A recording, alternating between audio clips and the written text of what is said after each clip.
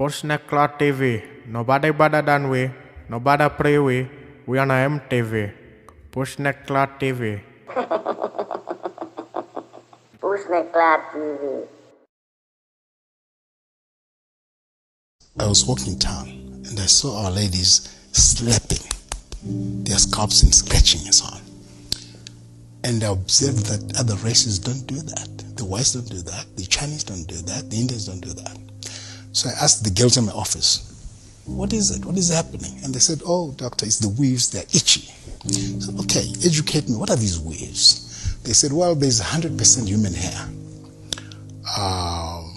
which is Indian, Brazilian, Peruvian, etc., which is quite expensive. And then there's the cheaper stuff, the synthetic fibers made by the Chinese and the Koreans. Now, I traveled to all these countries several times. Korea, China, India, Brazil. So when I was in India, that's when I discovered that if we are family and we lose a member of the family, all the ladies in the family go to the temple where they worship. And they have all their hair shaven off. That hair is a sacrifice to their gods. What hit me personally was I saw those homeless, very poor people, their hair was being shaved off. I saw people I thought were sickly, maybe they had TB or something, their hair was being shaven off. Then, I don't know, some people maybe had sores on their scalp because as they were being shaven off, they were bleeding. So I said to myself, what is this? How did we, black people, end up in this space where we buy this, we actually pay US dollars for this? Now, to make it worse, when the hair is cut off, it falls on the floor. Then you get people, putting little hips and so on. And then they were sorting it out. They were removing worms. They were removing lice. That day, I said to myself, no, there's something not right with us paying for this. When we grew up, there were no waves. So how did this start? Who started it? And who told the black lady that you're not beautiful? To be more beautiful, you must wear this thing. If we go to a restaurant and you have expensive food, and we're eating the food, we find human hair in there, we won't take it, it's contaminated. And if you and I go to Nyari's mother and said, oh, Mama Zara, we're here, we'd like to shave each other's hair, can we do it in your kitchen? She'll say, oh, no, because the hair once shaved off is dirt. You throw it away.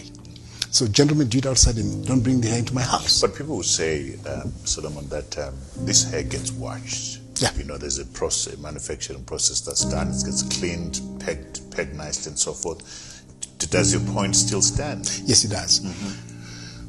I was speaking to a trichologist, somebody specializing, he's got a doctorate in hair and so on.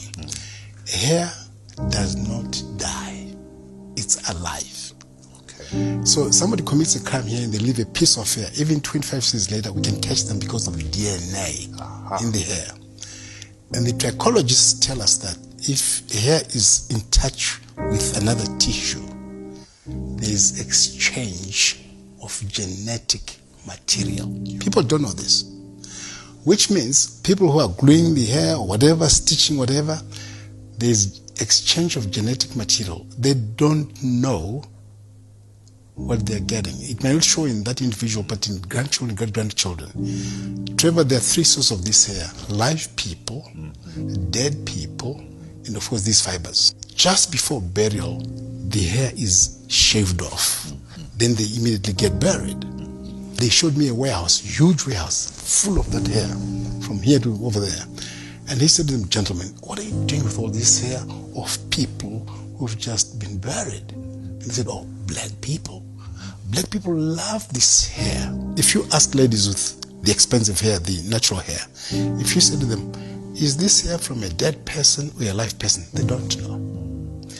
Now, this hair, it will fall off in here, in the bathroom, in the kitchen and so on. This dead people's hair, we don't know what those people died of. We don't know what disease was running in their family. We just buy. What our people don't realize is this: our skin and our hair, they need to breathe. Caucasians, white people, have that kind of hair and that kind of skin because they come from a cold climate, -10, -20 degrees Celsius. There is snow. So that hair and that skin is an adaptation to their habitat, to their environment. So that's why when white people come to this part of the world, because of the sun, they get skin cancers because they don't have pigment. This pigment is worth more than gold. And that is why albinos also get skin cancers because they have no pigment. That's why people who have applied Ambi also get damage, permanent damage to the skin. So we buy these weaves or wigs, whatever, and put them on top of our own hair. Now, it means the scalp cannot breathe. Some people keep this for 4 weeks or even longer. What's happening? I said to the ladies, do you know, you get the hair on your scalp, your armpits, your private parts. Wherever there's hair, there's sweating. Could we go for 3 days or 1 week without washing your armpits and your private parts? No, you can't. When we keep sweat for just 2 days, we start smelling. Now imagine the smell after 2 days. How does that sweat smell after 4 weeks? You know, when they go for 4 weeks, this sweat, 4-week-old sweat, plus dandruff. And because of that, you get bacteria, because the bacteria love this environment. It's hot, it's wet.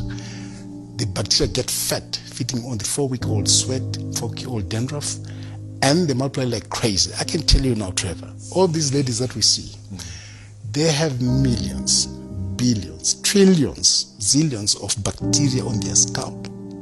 And these bacteria then chew on the scalp, and each time they're doing this, they're touching 4-week-old sweat, dandruff, and bacteria. And they don't wash their hands. Maybe they're in a combi or in a bus, they just get on, they're touching plates and all this and all that. I find it. I want. PussNekk Cl TV.